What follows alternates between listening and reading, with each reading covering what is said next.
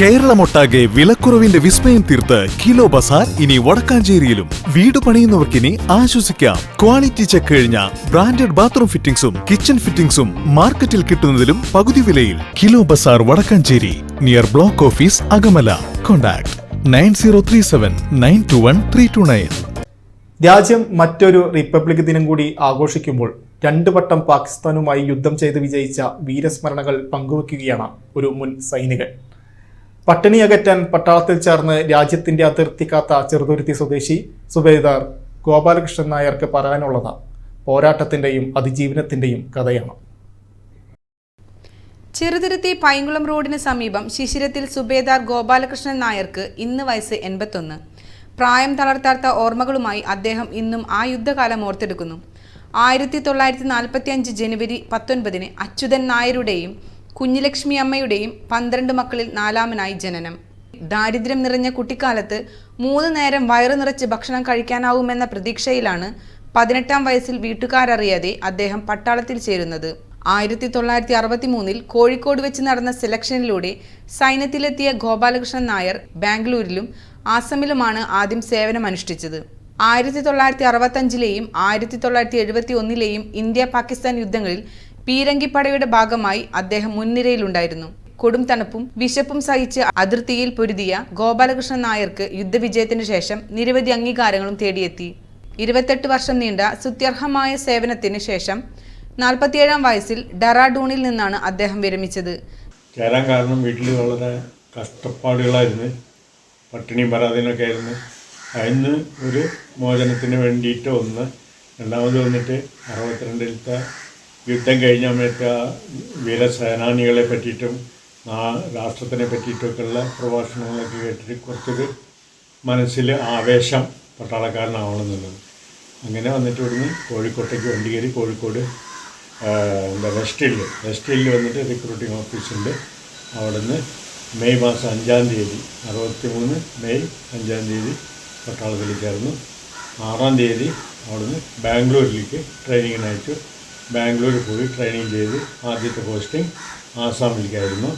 ആസാമിൽ പോയി 2 കൊല്ലം സർവീസ് ചെയ്തു. അതിനുശേഷം ചെറിയൊരു മാറ്റം ഉണ്ടായി. ആ മാറ്റപ്രകാരം വന്നിട്ട് നാസിക് റോഡ് സെൻറ്ററിലേക്ക് ട്രാൻസ്ഫറായി. നാസിക് റോഡ് സെൻറ്ററിൽ വന്നിട്ട് ആർട്ടിലറീൻ്റെ ട്രെയിനിങ് അവിടെ വെച്ചിട്ടാണ് ചെയ്തത്. ആദ്യം വന്നിട്ട് ആർമി സർവീസ് കോറിലായിരുന്നു.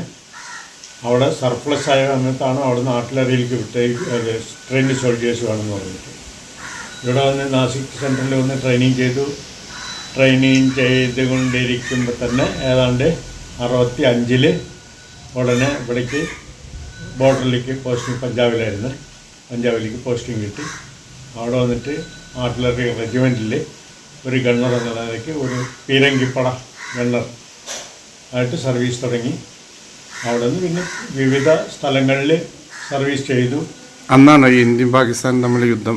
65 63 പട്ടാളത്തിൽ ചേർന്നു. 65 യുദ്ധം. 71 വീട്ടിൽ ലീവിന് വന്നു കഴിഞ്ഞാൽ ഹൈദരാബാദിലുണ്ടായിരുന്നു. ലീവിന് വന്നു. ജനുവരി 31 കല്യാണം കഴിഞ്ഞു.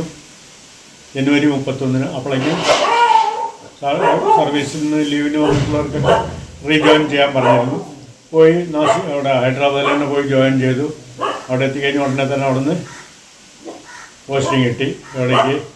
പഞ്ചാബിലേക്ക്. പഞ്ചാബിന് അവിടെ വന്ന് യൂണിറ്റ് ഒരു യൂണിറ്റ് ഉണ്ടായിരുന്നു. 7 ഫീൽഡ് റെജിമെൻറ്റ് അവിടെ ഉണ്ടായിരുന്നു. അവിടേക്ക് ട്രാൻസ്ഫറായി. അവിടുന്ന് പിന്നെ ഗണ്ണറായിട്ട് അത്യാവശ്യം പറഞ്ഞ് യുദ്ധം ഏതാണ്ട് കഴിയുന്ന സമയമായിരുന്നു. പക്ഷേ യുദ്ധം മുഖത്ത് തന്നെയായിരുന്നു. യുദ്ധ സർട്ടിഫിക്കറ്റ് എല്ലാം അതിൻ്റെ ഇതിൽ കിട്ടിയിരുന്നു. അങ്ങനെ അവിടെ സർവീസ് ചെയ്തു. 71 യുദ്ധം കഴിഞ്ഞ് 65-ലത്തെ 71-ലത്തെ യുദ്ധം കഴിഞ്ഞു. പിന്നെ അതിനുശേഷം കാര്യമായിട്ട് യുദ്ധങ്ങളൊന്നുമില്ല. സർവീസ് മുഴുവൻ ലേ ലഡാക്ക്, കാശ്മീർ, പഞ്ചാബ്, ആസാം ഇങ്ങനെയുള്ള ഇടങ്ങളിലൊക്കെ സർവീസ് ചെയ്ത് എല്ലാ സർവീസും കഴിഞ്ഞ് 28 വർഷം ആയ സമയത്ത് പെൻഷന് സർവീസ് കംപ്ലീറ്റ് 28 നമ്മുടെ റാങ്കിന് വന്നിട്ട് 28 വർഷമാണ് മാക്സിമം സർവീസ്.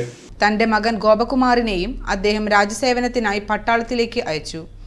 മകൻ സർവീസിൽ നിന്നും വിരമിച്ച ശേഷം ഇപ്പോൾ കലാമണ്ഡലത്തിൽ സെക്യൂരിറ്റി ഓഫീസറായി ജോലി ചെയ്യുന്നു.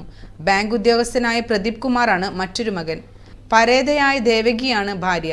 ഈ റിപ്പബ്ലിക് ദിനത്തിലും തന്റെ പോരാട്ട വീര്യത്തിന്റെ സ്മരണകൾ നാട്ടുകാരുമായി പങ്കുവയ്ക്കുകയാണ് ഈ